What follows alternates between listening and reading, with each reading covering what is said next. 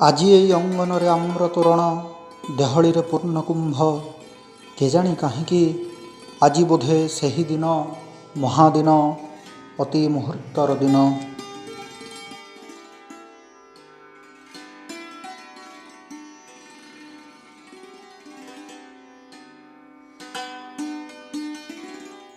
नमस्कार। प्रिय कवि राजेन्द्र किशोर पंडा जन्मदिन बंधु मानक सुमनाश सहित आम रचनार एई विनम्र निवेदन। प्रणाम राजेन्द्र। जीवन प्रति आपण ही तो कही तते मु भल पाइबी एमिति किछि शर्त नथिला मोर जन्म काल रे। ता आगरु ईश्वर सठी दुछेई बापा माँ थाई ग्रामणीर से सात पुरुषिया घर केही तो कही नथिले बाबूरे तू इच्छा हेले था, तू इच्छा हेले आ। केही तो पुछि नथिले केमिति हवा उचित मोर मन पसंद पृथ्वी। तथापि आपण पृथ्वी को आसिले जीवनर विविधतारे विमुग्ध हेई कहिले मु अंगीकार करुछि जीवन मु तते भल पाए। आपणक आशीषरे आमे एबे प्रतिनियत भावरे कवितारे मज्जी रहिछु अपूर्व आनंदरे। जेते दूर जाई परिबु जा, श्रेष्ठतम थालीटी तोर लेखा होई नाई राजेन्द्र। श्रेष्ठतम थालीटी तोर लेखा होई नाई राजेन्द्र। तथापि प्रति दुई थाली तीन थाली काटी देवाकू निर्देश आसुची भितरु तो दे काटी दे। प्रति दुई थाली तीन थाली काटी देवाकू निर्देश आसुची भितरु तो दे काटी दे। नीरवताई चरम, नीरवताई चरम दुखम सत्यम अनुताप करना राजेन्द्र। प्रतिटी कृतकर्म तो सही मुहूर्त कर्तव्य। देख मते जेते गीत जानी गाई देली प्राण भर। देख मते जेते गीत जानी गाई देली प्राण भरी न होई नीरव होई गली। श्रेष्ठतम धारीटी मोर अलेखा रही ठिया हो आ आ जेते दूर जाई परिबा जीवा। सूचना करना राजेन्द्र। जहाँ हजिगला ताहा केबे नथिला। जहाँ हजिगला ताहा केबे नथिला। जेतिके रही जाइछि, जेतिके रही जाइछि ताहा सब काल को तोर। जे जोठी चालिछि से तोर सहयात्री।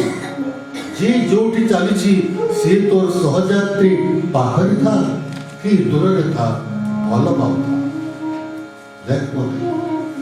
देख मते बहु दिन सारा मनीष जाति विरुद्ध प्रेम घोषणा कर सारी।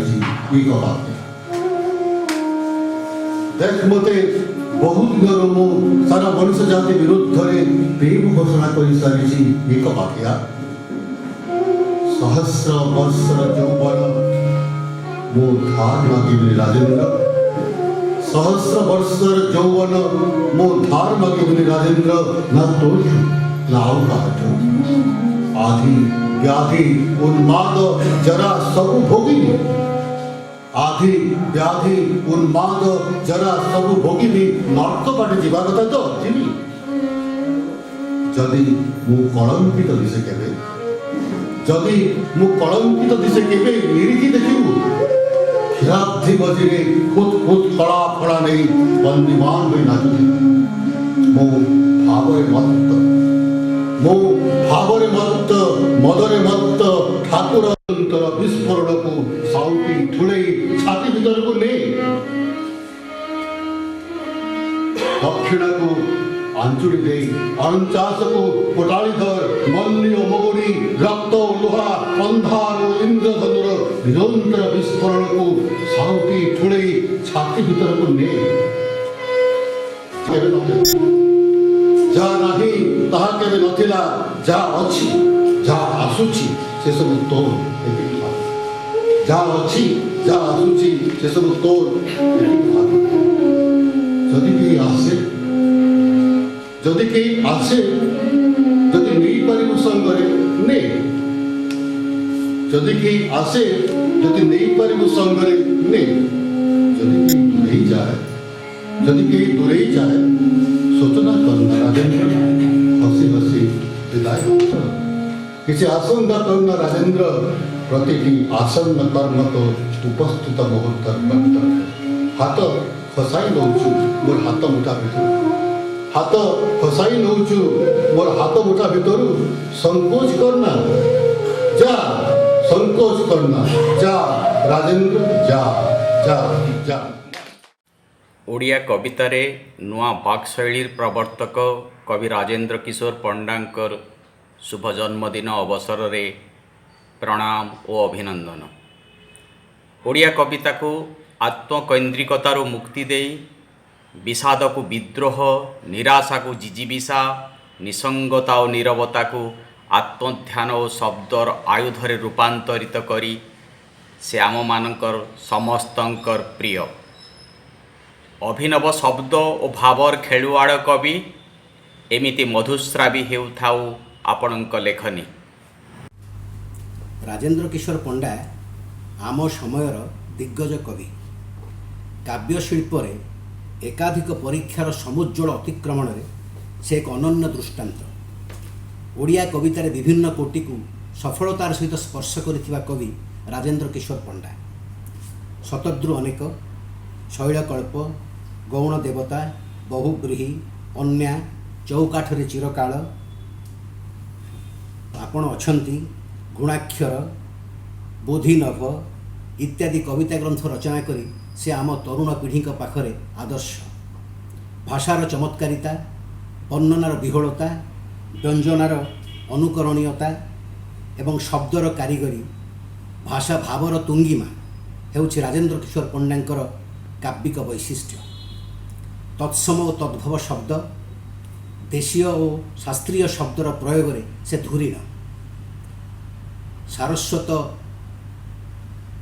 ସୃଜନଶୀଳ ଅହଙ୍କାର ଏବଂ ନିରପେକ୍ଷ ଦୂରତାକୁ ଅତିକ୍ରମ କରି ସେ ବହୁ ତରୁଣଙ୍କ ପାଖରେ ଏବେ ମଧ୍ୟ ପ୍ରେରଣାର ଉତ୍ସ। ସେ କେବେ ବିବାଦକୁ ଡରି ନାହାନ୍ତି କିମ୍ବା କେବେ ସେ ହୋଇଛନ୍ତି ହୁଏତ ଗୁରୁ ପରି ନିର୍ଦ୍ଦୟ, ତତୋଧିକ ସ୍ନେହୀ ଏବଂ ନିନ୍ଦାରେ ନିର୍ବିକାର। ସେ ହିଁ ଶିଖେଇଛନ୍ତି ତରୁଣଙ୍କୁ ବିଦ୍ରୋହ କରିବାକୁ। କାଉଁରିଆ କାଠି ଭାଙ୍ଗିଗଲେ ଯେତିକି ହୁଏ ଧ୍ୱନି, ସେତିକି ବିଦ୍ରୋହ। ସେ ବି କହିଛନ୍ତି ତରୁଣ କବି କି ଶ୍ରେଷ୍ଠତମ ଧାଡ଼ିଟିଏ ଲେଖା ହୋଇନାହିଁ ଏଯାଏ। ରାଜେନ୍ଦ୍ର କିଶୋର ପଣ୍ଡା ହେଉଛନ୍ତି ସେହି କବି ଯିଏକି 50 ବର୍ଷରୁ ଉର୍ଦ୍ଧ୍ୱ କାଳ କାବ୍ୟଯାତ୍ରାରେ ଓଡ଼ିଶାର ସମକାଳୀନ ତରୁଣ କବିମାନଙ୍କୁ ବହୁମାତ୍ରାରେ ଅନୁଗୃହୀତ କରିଛନ୍ତି, ଅନୁପ୍ରେରିତ କରିଛନ୍ତି। ସେ ହିଁ କହିଛନ୍ତି, କବିତା ଯୁଦ୍ଧ ନୁହେଁ, ପ୍ରେମ। ଅପେକ୍ଷମାଣ ତରୁଣ ଖେଳୁଆଡ଼କୁ କଲମ ଧରେଇ ଦେଲେ କବିର ଛୁଟି। କବି ରାଜେନ୍ଦ୍ର କିଶୋର ପଣ୍ଡା, ଆପଣଙ୍କର ଛୁଟି ହୋଇନାହିଁ, କାବ୍ୟଯାତ୍ରା ଶେଷ ହୋଇନାହିଁ। ଆପଣ ଏବେ ମଧ୍ୟ ଅନୁପ୍ରେରିତ କରୁଛନ୍ତି ଓଡ଼ିଆ ତରୁଣମାନଙ୍କୁ, ଓଡ଼ିଆ କବିତାର ସେହି ଶିଳ୍ପୀମାନଙ୍କୁ। ଆପଣଙ୍କ ଜନ୍ମଦିନରେ ଢେର ଢେର ଶୁଭେଚ୍ଛା, ଶୁଭକାମନା, ସମ୍ମାନ, ନମସ୍କାର। କେତେ ଆଲୋକ ବର୍ଷ ଦୂରରେ ଏଇ ପୃଥିବୀରେ କେଉଁଠି ଗୋଟେ ମହୋତ୍ସବ ହେଉଛି। ଧୀମା ଆଲୁଅ ଦିଶୁଛି ଦିଗନ୍ତ ପାଖ ଦୂର ବିନ୍ଦୁରେ। ଅତି କ୍ଷୀଣ ଧ୍ୱନିର ଆଭାସ ଶୁଭୁଛି ତାର ହୃତ୍ପିଣ୍ଡ ଭିତରେ। ସେଇଠି କେଉଁଠି ଦିଶୁଛି ଗୋଟାଏ ମୁହଁ, ଅବିକଲ ତୁମ ପରି ଶାନ୍ତ, ଦୀପ୍ତ। କିଏ ବୋଲି କରୁଣାର ଆଭା ଫୁଟି ଆସୁଛି ଆଖିରୁ। ହଁ କବି, ଆପଣ ଅଛନ୍ତି ମୋର ପ୍ରତିଟି ବର୍ଣ୍ଣମାଳାର ଚୌକତିରେ। मोर प्रथम कवितार प्रथम धाड़ीर प्रथम अक्षर मोर शेष कवितार शेष धाड़ीर शेष वर्ण ध्वनि रे आपण अछंती। विरामहीन अनुपस्थित पूर्णच्छेद आड़कू अंगुली देखाई आपण अछंती।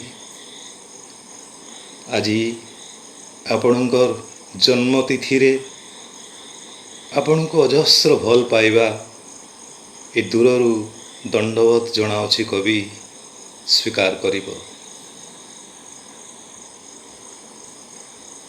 ओडिया कविता जगत रे शुद्ध भारतीय काव्य परंपरार मुकुट जदि कहार मुंडरे शोभा पाइबार योग्य तेबे से होउचंती कवि राजेंद्र किशोर पंडा। मनीषर चेतना भाव और अनुभव सार्वजनीन किंतु अभिव्यक्ति और उच्चारण रे संपूर्ण निजस्वता राजेंद्र कवितार विशेषत्व।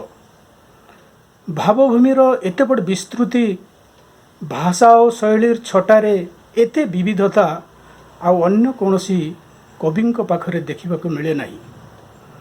मानवीय संवेदना और जीवन प्रेमर से बलिष्ठ प्रतिनिधि। ईश्वरंक उत्तोलित हातर आंगुठी उपरे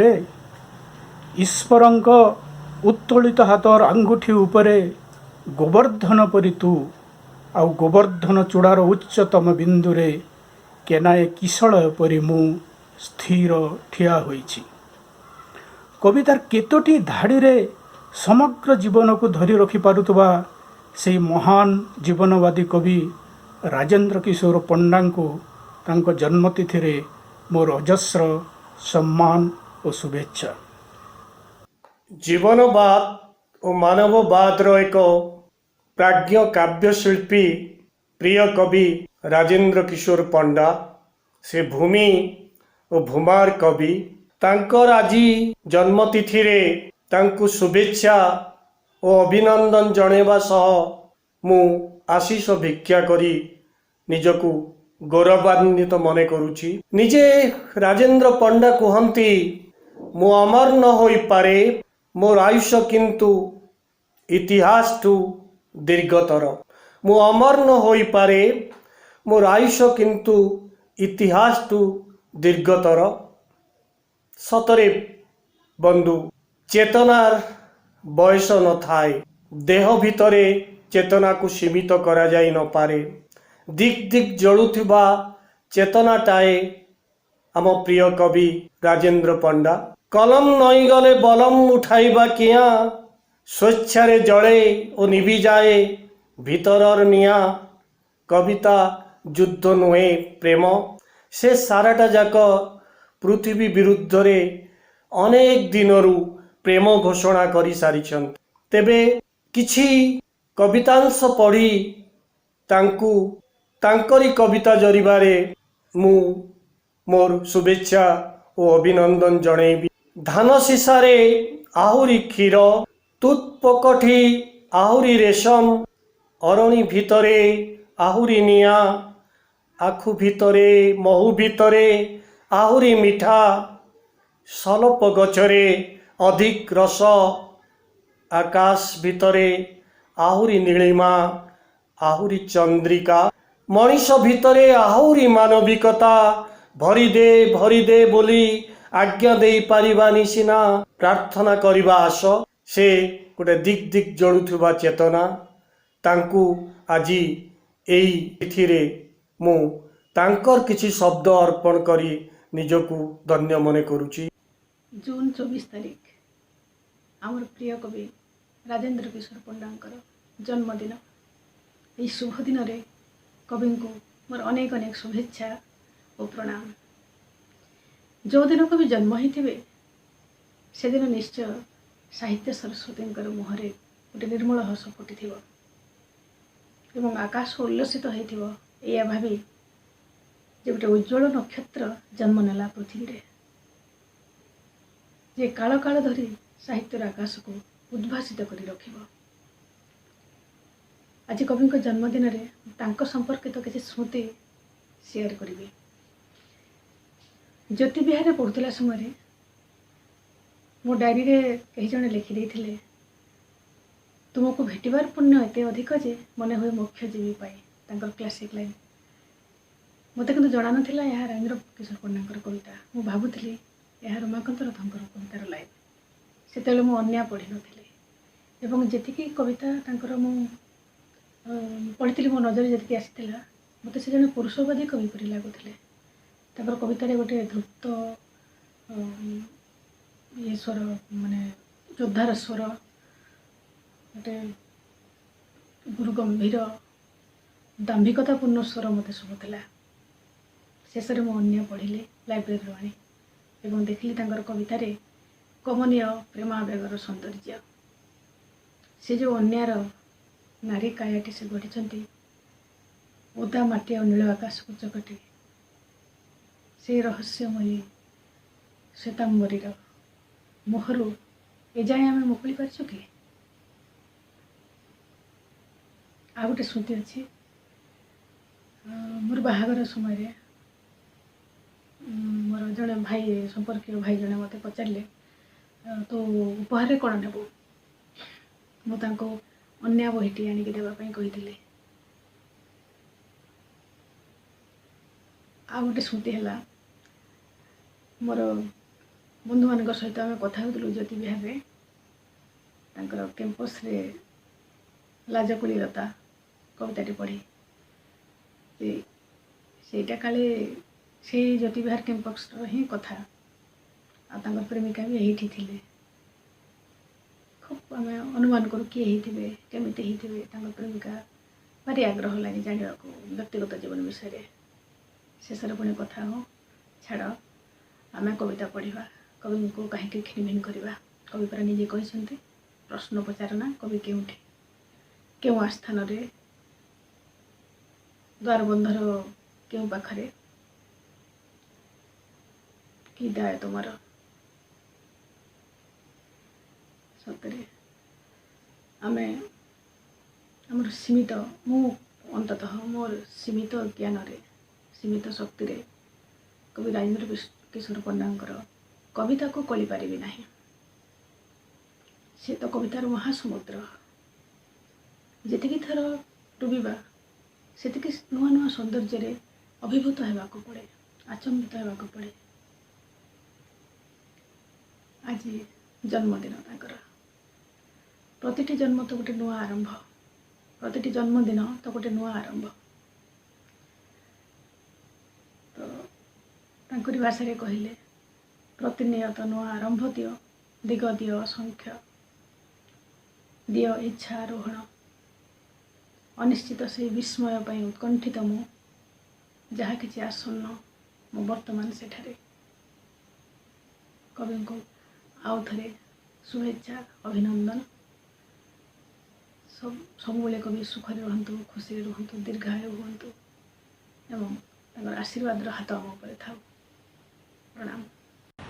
राजेंद्र सार भल पाइबा गोटे निरा 13-14 वर्ष तलर कथा मुझे बेले गोपबंधु एकाडेमी ऑफ एडमिनिस्ट्रेशन सब जाइली ट्रेनिंग पाई सार थांती से बेले डायरेक्टर जनरल मत टे देखा करने को इच्छा है मुझे पाखक गली देखा कली कथबार्ता होकर पलि आसली क्लास सरला जी बेले 2 जन डायरेक्टर मोर सामने ठिया कहते आपन कि कविता पढ़े कौटू कविता पढ़े आमर मानकर सब भूमिका कौन मुझे कथा जानी नी मुझे आश्चर्य हो गली कौन है या भितर बोधे सार गोटे किसी करदे तार 8 दिन मु कविता पढ़ी गोपबंधु एकाडेमी ऑफ एडमिनिस्ट्रेशन समस्त कर्मचारी थिले एवं तार सहित प्राय 70-80 जन ओएस ऑफिसर जो मैंने प्रोबेशनर ट्रेनिंग रे सब थिले से माने मध्य कविता मोर सुनिले मोर कविता से बहुत हुए छुईला परवर्ती समय से मध्य सब अनेक लोक मोर बंधु हो गले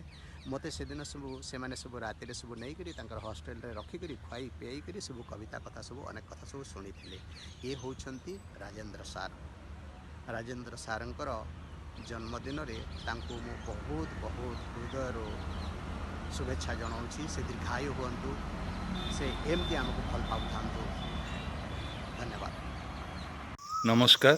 शिखर मात्रे ही आरोह्य मंत्रपुरी कवितार ये धाड़ी କାନରେ ଗୁଞ୍ଜରିତ ହେଲେ ମନେ ପଡ଼ନ୍ତି ଓଡ଼ିଆ କବିତାର ଶିଖର ପୁରୁଷ ପ୍ରଣମ୍ୟ ରାଜେନ୍ଦ୍ର କିଶୋର ପଣ୍ଡା। ହଁ ବନ୍ଧୁଗଣ, ଆଜି ସେଇ ଉତ୍ତୁଙ୍ଗ କବିତ୍ୱ ରାଜେନ୍ଦ୍ର କିଶୋର ପଣ୍ଡାଙ୍କର ଶୁଭ ଜନ୍ମଦିନ।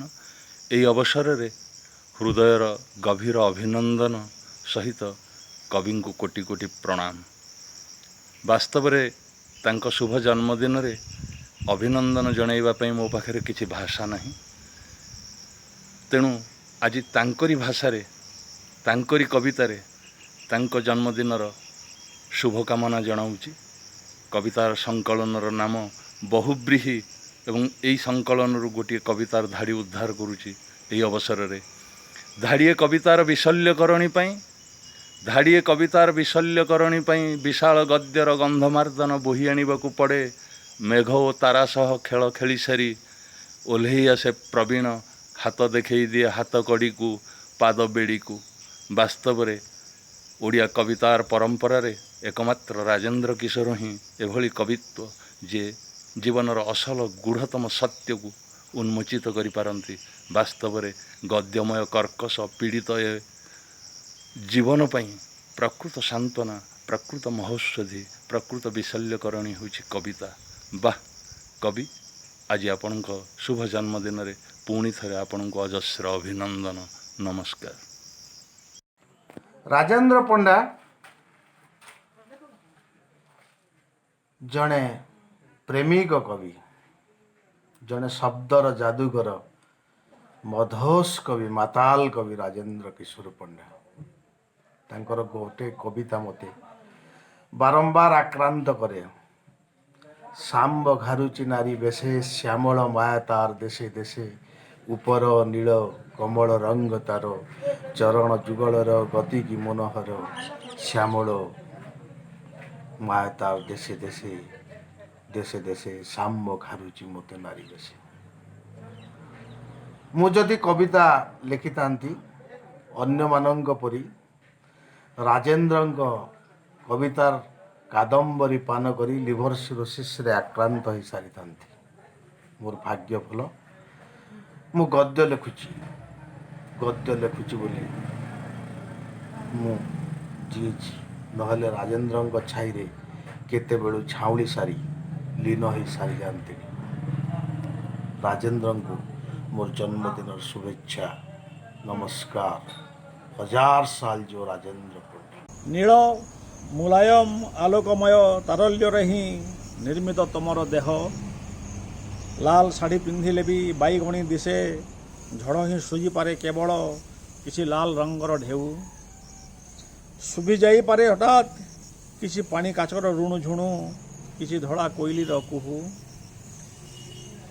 ଏଥର ଉଠି ଆସିଲା ବେଳେ ମନ୍ଥନ ଫେଣ ଭିତରୁ ରକ୍ତାଭ ଶରୀର ନେଇ ଆସ, ଅମୃତ ଆଣନା କି ହଳାହଳ ଆଣନା, ପ୍ରିୟତମା ମୋହିନୀ ନୁହେଁ ବାରୁଣୀ ପରି ଉଠି ଆସ ଏଥର, ମୃଦୁ ମୃଦୁ ମତ୍ତ କରି ରଖ ଚିରକାଳ, ସୁର ଅସୁର ନର, କବି କରିଦିଅ ସଭିଙ୍କୁ, କବି କରିଦିଅ ସଭିଙ୍କୁ। କବିତା ବାରୁଣୀ ପରି ଉଠି ଆସ ଏଥର ଯୋଡ଼େ ପଦ ପଢ଼ିଲି।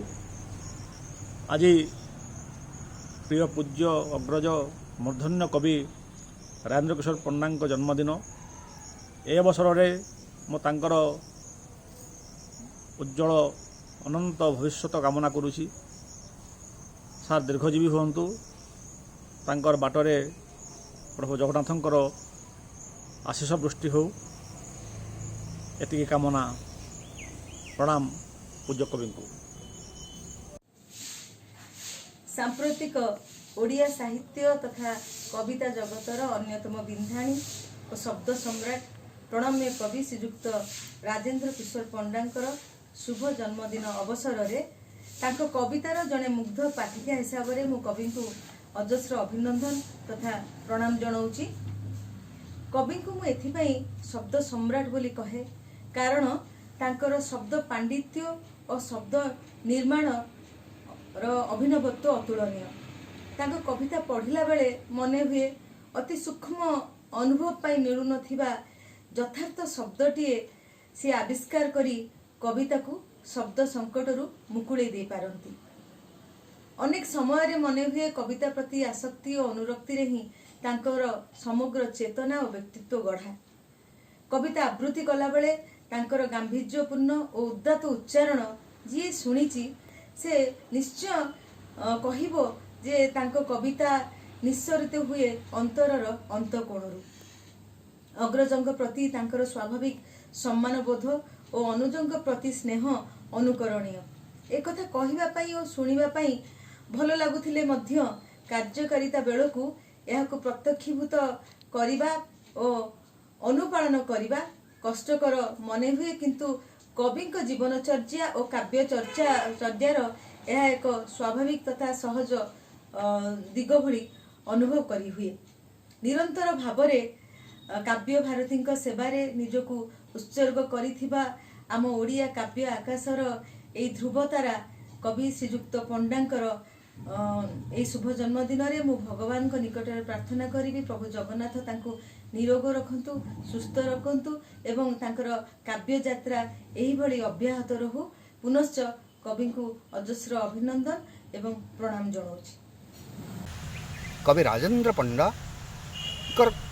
कविता सुतीक्ष्ण, स्पर्धित, स्वच्छ, आरोहरु अवरोह पर्यंत अर्थात प्रारंभरु परिसमाप्ति पर्यंत एमिति गढ़ण होता है जैसे गढ़ण हूँ तंकर बहादुरी।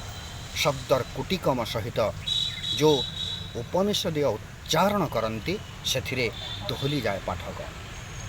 आधुनिकोत्तर ओडिया साहित्य रे अनेक युव कवि आकर्षित होती कहार कवितार कहले से होचंती कवि राजेंद्र पंडा। कवि राजेंद्र पंडा बहुत कथा शिखाई जीवन में। मु तो कहे मोर आद्य उच्चारण होचंती कवि राजेंद्र पंडा। ज्योति विहार रे पढ़िला बेले जो केते जन कवि को आमे बहुत भल पाउथलु एवं तांकुठु शिखिकी कविता लेखुतिलु तार ऊर्ध्वरे आमे रखितिलु राजेंद्र पंडा। अन्य कविता को मु छाती रे धरिकी सारा राति शोथली। मु नुहे अनेक युव कवि एमिति राजेंद्र पंडांकर कवितार आकर्षित होइछन्ति। से जन स्वतंत्र उच्चारण तांको पई ओडिया साहित्य रे गोटे स्वतंत्र सिंहासन रही। मु तो आज तांकर जन्मतिथि रे प्रार्थना करी हे प्रिय कवि आपण एमिति आशीर्वाद करंतु आमको जे आपणको आशीर्वाद रे जेमिति आमे कविता गोटे गोटे लाइन गोटे गोटे वाक्य लेखिबार आस्पर्धा रखिबा। धन्यवाद प्रिय कवि। मु आपणक जन्म दिवस रे आपणको मोर हृदयर गभीरतम प्रदेशरू अभिनंदन एवं शुभेच्छा जनाऊँ। नमस्कार। कवि राजेंद्र किशोर पंडा अत्याधुनिक ओडिया कविता आकाशर उज्ज्वलतम नक्षत्र। तांकर शुभ पदार्पण दिवस रे मोर शतकोटी प्रणाम। तांको कविता सह मोर सख्य स्थापन प्राय 35 वर्ष तलू। सेतेबेले मो मात्र 16 वर्षर तरुण। से दिनरू एजावत तांको कविता सह मोर प्रेमिल संपर्क। जेतेबेले मो कोनोसी शिशु को हसुथिबा देखे कविंकर से कविता मोर मने पड़ी जाए। ईश्वर अछंती कि नाहंती मु जाने ना रे शिशु, मु किंतु जाने तू ईश्वर हूँ बड़। कारण तू एमिति ईश्वर जी सचेतन नुहे, असत्य अशिव असुंदर आउ दुख सृजी पारिबार आपणा क्षमतार। तू एमिति ईश्वर जी सचेतन नुहे आपणार ऐश्वरिकतार। एवं निज भितरर देवी मूर्ति को मु जेतेबेले भेटे सेतेबेले ताकू कुहे न देखा मातर हाथ मुठा खोली मोती अछि अबा गोड़ी। मोती थिले काले निउ न दिशिब मो हाथर अर्घ्य थाली। पूर्वरे पश्चिमे उत्तररे भ्रमी दक्षिण सीमांते आसी। तोहरी दुआरे थकिओ थमकी उभाई परवासी। न देखा मातर हातर भंगीरे बरबा सापर छई। बर देले काले अमर पालटी बड़ी न पारिबी होई। कवि को पुणी थरे शब्द सलाम। सर आपन को विनम्र प्रणाम। ଓଡ଼ିଆ କବିତା ପରିପ୍ରେକ୍ଷୀରେ ପ୍ରାଦେଶିକ ଜାତୀୟ ତଥା ଅନ୍ତର୍ଜାତୀୟ ସ୍ତରରେ ଶ୍ରୀଯୁକ୍ତ ରାଜେନ୍ଦ୍ର କିଶୋର ପଣ୍ଡା ବହୁଳ ଭାବରେ ଉଚ୍ଚାରିତ ଗୋଟାଏ ଶ୍ରଦ୍ଧାଶୀଳ ନାମ। ଆପଣଙ୍କ କବିତାର ପ୍ରଥମ କେଇ ଧାଡ଼ିରୁ ହିଁ ଗୋଟାଏ ପାଠକ ତଲ୍ଲୀନ ହେଇଯାଏ, କବିତାର ଉତ୍ତରଣ ସହିତ ଏକାକାର ହେଇଯାଏ। ଆପଣଙ୍କ କାବ୍ୟକୃତିର କୌଣସି ପ୍ରକାର ଆକଳନ କରିବାର ଯୋଗ୍ୟତା ମୋର ତ ନାହିଁ, ତେବେ ମୁଁ ନିଶ୍ଚିତ ଭାବରେ ଏଇଆ କହିପାରେ ଯେ ବିଷୟବସ୍ତୁର ଚୟନ, ତାହାକୁ ପରିବେଷଣ କରିବାର ଉତ୍ତୁଙ୍ଗତା ଓ ଶିଖରତା, ତହିଁରେ ଦ୍ରବୀଭୂତ ଭାବର ଗଭୀରତା ଓ ସାନ୍ଦ୍ରତା, ଏ ଦୃଷ୍ଟିରୁ ସାର୍ ଆପଣ ଅନନ୍ୟ, ଆପଣ ଅସାଧାରଣ। ସାର୍ ଆପଣ ଚିରଞ୍ଜୀବୀ ହୁଅନ୍ତୁ, ଆପଣଙ୍କର ସ୍ପର୍ଦ୍ଧିତ କାବ୍ୟ ଉଚ୍ଚାରଣ ସର୍ବଦା କାୟମ ରହୁ, ଆପଣ ସର୍ବଦା ସୁସ୍ଥ ଓ ନିରାମୟ ରୁହନ୍ତୁ। ବିଶ୍ୱ ନିୟନ୍ତାଙ୍କ ପାଖରେ ମୋର ଏତିକି ବିଶ୍ୱସ୍ତ ପ୍ରାର୍ଥନା। ଏ ସୃଷ୍ଟିରେ କେଉଁଠି ବି ସୂଚକ୍ର ସ୍ଥାନ ତ ନାହିଁ ନିଷ୍କବିତା ହୋଇ, କାହାକୁ ମିଳେ କାହାଠି ବଧିରତା ଓ ଅନ୍ଧତ୍ୱ ଘଟୋଇ। ନୀରବତା କବିତାର ମୂଳଧ୍ୱନି, କେବେ କେମିତି ଶୁଭେ ସିନା ମନ୍ତ୍ରନାଦ ହେଇ। ସବୁଠି କବିତାର ସ୍ଥିତିକୁ ଅନୁଭବ କରିଥିବା, କବିତାରେ ସାଦାତ୍ୱକୁ ଆପଣେଇ ନେଇଥିବା ପ୍ରିୟ କବି ରାଜେନ୍ଦ୍ର କିଶୋର ପଣ୍ଡାଙ୍କୁ ଜନ୍ମଦିନର ଅନେକ ଅନେକ ଶୁଭେଚ୍ଛା ଓ ପ୍ରଣାମ। ସୂରଜ ଓଠ ମଝିରୁ ତମ ପ୍ରେମିକା ଆସି ତମ ପାଦ ଛୁଇଁ ଦେଲା ପରେ ଶୁଭିବ ଅଜଣା ପକ୍ଷୀର ଗୀତ। ସେ ଗୀତ ସରି ଆସିଲା ବେଳେ ତମର ମୃତ୍ୟୁ ହେବ କି କବି? ତମ ତୃପ୍ତିରେ ମେଲି ହେଉଥିବା, ତମ ଦୀର୍ଘଶ୍ୱାସରେ ବୁଝି ହେଉଥିବା, ତମ ପ୍ରିୟ ଲାଜକୁଳି ଲତାର ସବୁ ଫୁଲ ତୋଳି ମାଳଟିଏ ଗୁନ୍ଥି ସାରିଲା ପରେ ତମର ମୃତ୍ୟୁ ହେବ।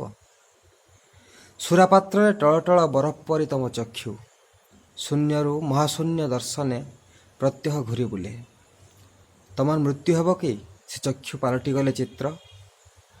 ତମ ମୃତ୍ୟୁ କେଉଁଠି ଅଟକିଛି କୁହ କବି, କୁହ, ମୁଁ ଦେଖିବି ତମର ମୃତ୍ୟୁ, କବିର ମୃତ୍ୟୁ।